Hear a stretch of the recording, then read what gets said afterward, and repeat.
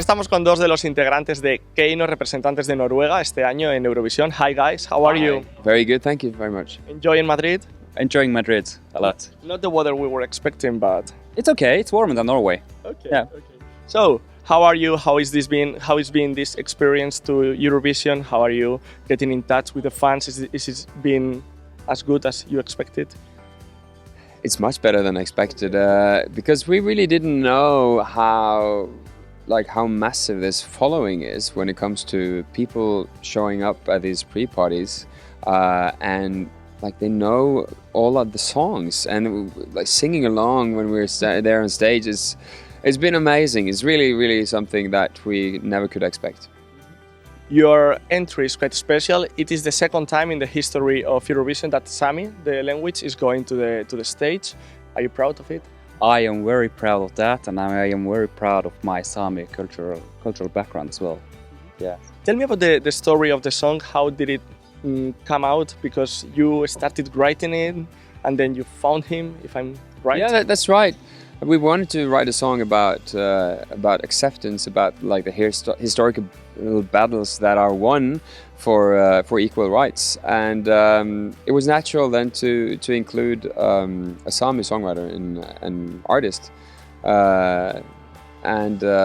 Fred liked the idea, and he liked the ground idea of the song, and then we got in touch with Alexandra because she's got an amazing voice, and she also loved the values, and we got together in the studio with a Finnish producer friend and a German producer friend, and then we tried out something, mixing different genres, and it worked out. Why did you like the idea of the project?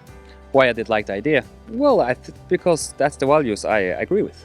And I'm Sami, and I have felt in my body how it is to be different from the majority in Norway.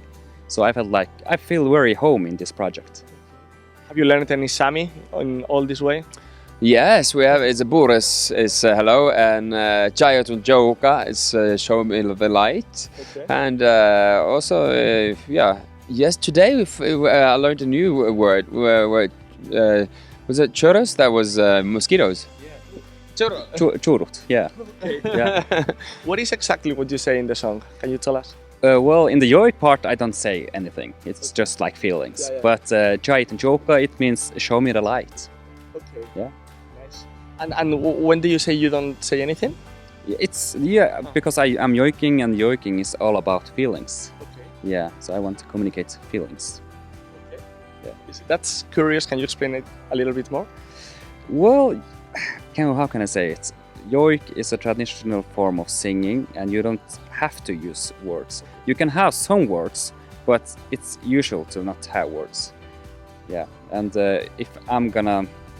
Yoik is about, you can yoik a human, you can yoik an animal, and you can yoik a place. Okay. Yeah, I so guess you just have to feel the person and the vibe the person is giving you. I guess it's like flamenco when you're like. Ah. It's almost the same. Okay. I think you use the voice in the same way. Okay. Almost the same way.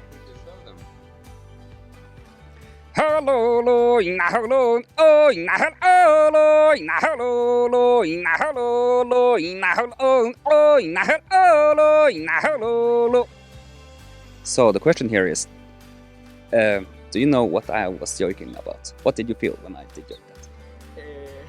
That was fulfilling and exciting, and you wanted to express that you feel happy being here. I feel very happy to be here in Madrid. That joke was all about Madrid. That's what I guessed. Tell us about the music video you made. What were these ears you had in the video? It's a reference, no? Yeah. So we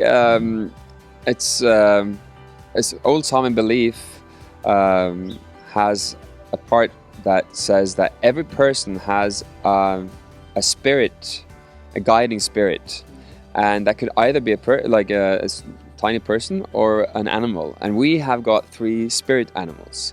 So we got a snow fox, a wolf, and a reindeer, which are our spirit animals. Mm-hmm. So in the music video, we wanted to show 3 parallel stories going there. One is the Arctic theme. We are like starting out frozen and slowly. Winter is here. Winter is here, yeah. Winter, and then the second one is the spirit animal, like atmosphere. But we made it a bit more like adventurous, and a bit fun, to be honest. And then the third one is the story about a girl like facing these faceless bullies, because she doesn't fit in or doesn't feel she fits in. So we wanted to entertain, but also bring out the story in a way that people would smile a bit. Are you bringing the ears to Tel Aviv? We'll see if we bring the ears to Tel Aviv. Of course, we are performing a lot of places in Tel Aviv. So I definitely hope there will be one place where we can fit in some ears. But not in the main stage. I don't think there will be. Isn't animals not allowed in the Eurovision? So I'm not sure. Play some tunes. Yeah, we'll see. Are you gonna change the performance we saw in the Grand Prix, because you had lots of drums and unfortunately you cannot bring them all to Tel Aviv? The performance is going to be completely new. We are changing everything, also our costumes as well. Okay. Yeah. Anything we can know in advance? It's going to be an Arctic version of Lion King. Okay. Who is lifting who? You have to see. The monkey. Okay. Nice. Perfect. Have you started rehearsing? We have started rehearsing, and we have the first like main rehearsal with all the backing vocalists next week, and then also we have this first viewing of what the main directors in Tel Aviv. They'll send us the video of with us as they have stand-in people. So that would be really, really fun to see what they have in mind, because this is really, it's kind of this team play, because at the end of the day, even though we can come up with ideas and say that, yeah, we'd like to have it like this and this, but at the end of the day, it is actually EBU and Khan that is the producers and that have the final decisions on how things are going to look. I can't wait to see the your double in Tel Aviv. Did they find the bald guy there? No, about the joking. Oh yeah, that would be really funny. Yeah. How has been the pre-parties, getting in touch to other artists? Actually, we didn't know how big this was before we entered the pre-parties. Mm-hmm. So it's a big honor for us just to come here and hear that people can sing our songs or choruses or verses. So it's so fun. Okay. But have you had time to hang out with the other artists? Oh yeah, definitely. I feel like we're in this camp, like a band camp, and because like the artists like us that have been, many of them have been working for years with music, and we all share a lot of stories, like the same stories together, and in general they're so great people. Like Mickey is an amazing guy, and Hatari is sweet as few. And really? Yeah, they're the sweetest one, of course. Yeah. Behind the leather. Okay. No, but in general, like everybody's so cool. And Duncan is such a sweetheart as well. So yeah. As well. The Polish girls, yeah.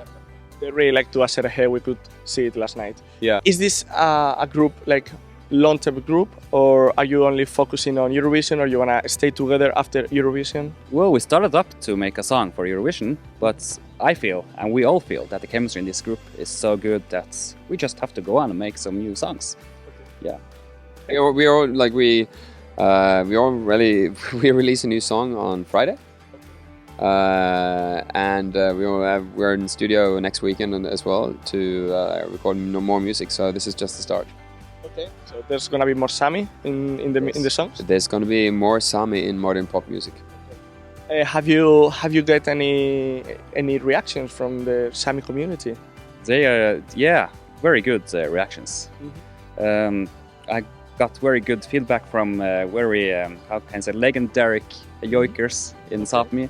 And because this is my first year yoiking, and they approved that, okay, Fred, this is yoiking.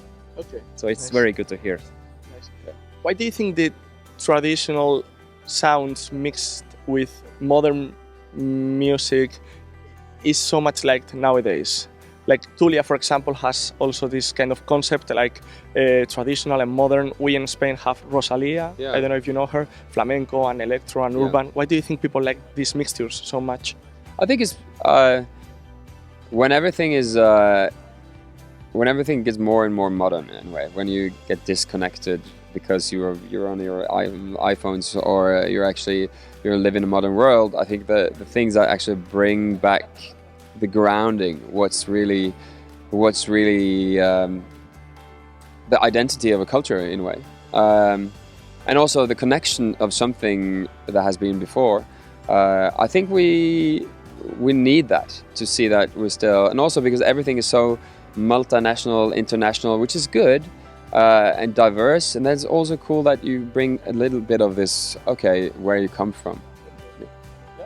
Do you agree? I totally agree. Okay. Yeah. So for me, it was important to take my Sami culture to this band and to make Joik modern again. Yeah, to show that Joik has also been evolving, like the rest of the music in the world. Have you been looking at the odds? Well, yeah, we'll look at the odds once in a while, and yeah, it's fun. Of course, it's really. I think it's first after the first rehearsals, the odds really shift from up to down. But in general, the odds are odds for us. It's of course we really want to get to the finals, but most important for us is to be there on stage and feel the feedback from the audience. And so far, both in Norway and during these pre-parties, that has been so amazing to see how many people that know our song. And for us, that's the best feedback we can get. So I guess you're ready to bring back Eurovision to Norway after Reback. We are so ready to bring it back to Norway. Okay, nice to meet you guys. Good luck and see you tonight in the pre-party. Thank you very much.